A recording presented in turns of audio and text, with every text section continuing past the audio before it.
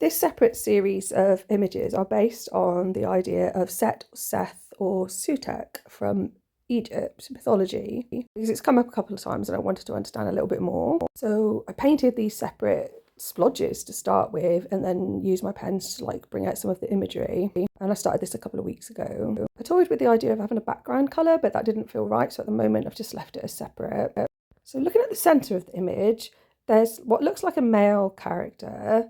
And then attached to him, slightly like by a thread, is another female character, but it's also the shape of a heart or a womb.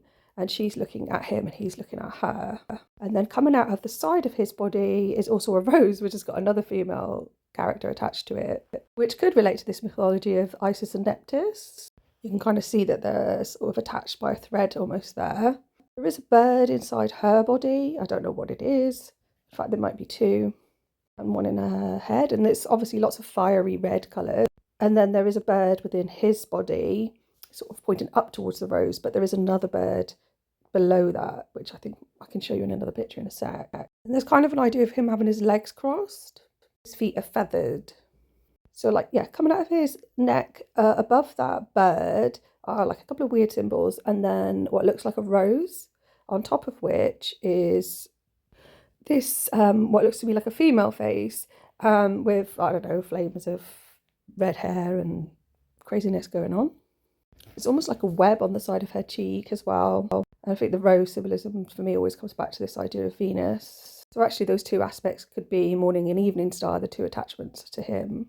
It's just a slight close-up on his body, so you can see that bird quite clearly. It's like an eagle type thing, sort of a bird of prey. And you can see sort of some blue and stuff colours coming out on top of his head and his face, along with all that red.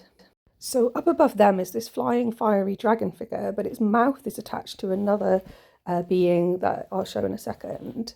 There's several birds within the body of this dragon. The clearest one is at the bottom, and it's actually looking the other way. It's got a yellow head.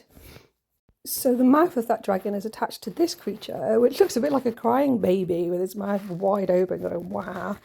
Also looks a bit like a wombat. And I couldn't find any connection to Egyptian mythology, but I wondered if it's just the word as in womb and bat. Underneath which is this other symbol, which I think looks like, I don't know, a dinosaur-headed being that's dancing. Maybe a hippo-headed, because there's a connection with Taweret. It's interesting because he's known as a storm god and associated with chaos, etc. and aggression, which is definitely present with the red, the fire, etc. There's also this idea of deep passion present as well. But that's just my crazy brain. Thanks for listening. Please like and subscribe.